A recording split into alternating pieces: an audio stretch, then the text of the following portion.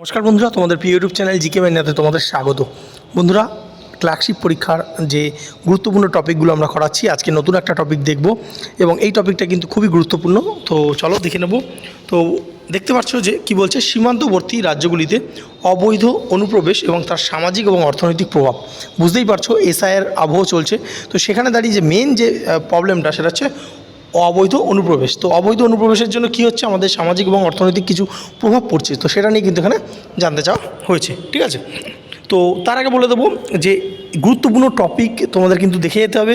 Current affairs টাইপের যে topic, সাম্প্রতিক ঘটনা এবং গতানুগতিক। তো যে যেখান থেকেই পড়েছো খুব ভালো করে পড়ো। এবং আমাদের দুটো ইবুক রয়েছে, সেখানে কিন্তু গুরুত্বপূর্ণ টপিকগুলো দেওয়া রয়েছে। এবং তাছাড়াও আরও আপডেটেড টপিক যারা ইবুক সংগ্রহ করছে, তাদের একটা যে হোয়াটসঅ্যাপ গ্রুপে আমরা কিন্তু জয়েন করে দিয়েছি, সেখানে কিন্তু গুরুত্বপূর্ণ টপিকগুলো দেওয়া হচ্ছে, ঠিক আছে। তো অবশ্যই যারা সংগ্রহ করতে চাও, নিচে লিঙ্ক রয়েছে, সেখানে গিয়ে তোমরা আমাদের জাস্ট বলবে যে এই দুটো ইবুক সংগ্রহ করতে চাই, ঠিক আছে। তাহলে চলো দেখে নেবো। আচ্ছা, প্রথমে কি বলছে, প্রথমে আমরা জানি যেরকমভাবে আমাদের লিখতে হয় যে নিজস্ব সংবাদদাতা, জায়গার নাম তোমরা দিতে পারো বা ক খ গ এবং তারিখ। শুরু করছি। দেখো প্রথমে কি বলছে, দেখো কী বলছে যে ভারতের একাধিক সীমান্তবর্তী রাজ্যে অবৈধ অনুপ্রবেশ বর্তমানে একটি গুরুতর সামাজিক এবং অর্থনৈতিক চ্যালেঞ্জে পরিণত হয়েছে। স্বাভাবিকভাবেই প্রথমে এইটা দিয়ে কিন্তু আমরা যে শুরু করছি। দেখো, ভারতবর্ষে যে সীমান্তবর্তী রাজ্য, যেহেতু আমাদের পশ্চিমবঙ্গটা বাংলাদেশের সীমান্ত পড়ে, তো পশ্চিমবঙ্গ তো রয়েছে, তাছাড়াও কিন্তু ভারতবর্ষে অনেকগুলো সীমান্তবর্তী রাজ্য রয়েছে, সেখান থেকেও কিন্তু অনুপ্রবেশের ঘটনা ঘটে। দেখো এখানে আমরা পরের লাইনে দেখতে পাচ্ছ যে বিশেষ করে পশ্চিমবঙ্গ, আসাম, ত্রিপুরা, মেঘালয়, মিজোরাম সহ উত্তর পূর্বাঞ্চল এবং পাঞ্জাব, রাজস্থান এবং গুজরাটের কিছু সীমান্তবর্তী এলাকায় সমস্যার প্রভাব স্পষ্টভাবে অনুভূত হচ্ছে।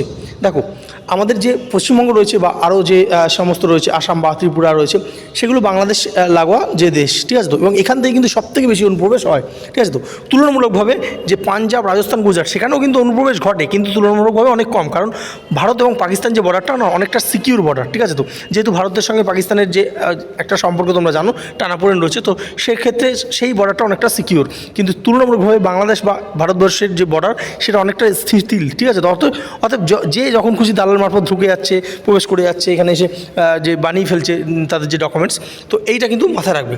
তো কি বলছে যে সীমান্তের ওপার থেকে কাজের সন্ধানে কী কী কারণে আসছে, সেটা তোমাকে বুঝিয়ে দিতে হবে। কাজের সন্ধানে দারিদ্র্য ও রাজনৈতিক অস্থিরতার কারণে দারিদ্রতা হতে পারে, বা রাজনৈতিক অস্থিরতা বিভিন্ন রকম, সেটা বিভিন্ন রাজনৈতিক যে মনোবল হতে পারে বা ধার্মিক কারণ হতেই পারে। সেই কারণে কিন্তু মানুষ অনুপ্রবেশের সঙ্গে জড়িয়ে রয়েছে বলে বিশেষজ্ঞদের কিন্তু এটা মত, তোমার মত না, কিন্তু বিশেষজ্ঞদের মত, ঠিক আছে।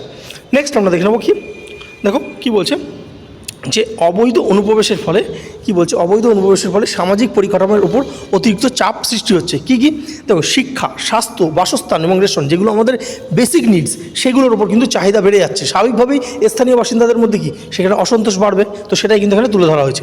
নেক্সট কোথাও কোথাও সামাজিক উত্তেজনা, পরিচয় সংক্রান্ত বিরোধ এবং আইন শৃঙ্খলার অবনতি লক্ষ্য করা যাচ্ছে। অর্থাৎ তোর পরিচয় কী আছে, তুই বাংলাদেশি বা তুই এই দেশি, এই বলে কিন্তু একটা বিশৃঙ্খলার সৃষ্টি কিন্তু হচ্ছে। তো সেটা কিন্তু এখানে তুলে ধরা হয়েছে। নেক্সট অর্থনৈতিক ক্ষেত্রে প্রভাব কিন্তু আরও গভীর, অর্থনৈতিক প্রভাবটা আরও গভীর।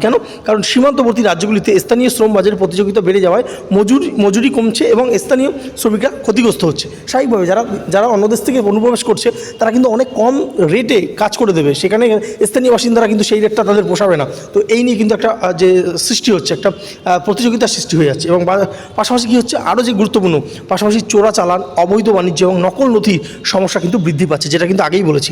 তো এই যে গুরুত্বপূর্ণ, দেখো তোমাকে 6টা টপিক কিন্তু 1 ঘন্টার মধ্যে লিখতে হবে। তো অল্প করে লিখবে, কিন্তু মেন পয়েন্টগুলো কিন্তু মিস করবে না, তাহলে কিন্তু অন্যদের থেকে লেখাটা তোমার ভালো হবে, ঠিক আছে। তো তাহলে নেক্সট দেখবো। দেখো নেক্সট আমরা এটা দিয়ে কিন্তু শেষ করে দেবো যে পরিস্থিতি মোকাবিলায় সীমান্ত নজরদারি জোরদার করা, আধুনিক প্রযুক্তি ব্যবহার এবং স্থানীয় উন্নয়নমূলক প্রকল্প এবং প্রশাসনিক সমন্বয় অত্যন্ত প্রয়োজন। যেই সব জিনিসগুলো দরকার সেটা বলা হয়েছে।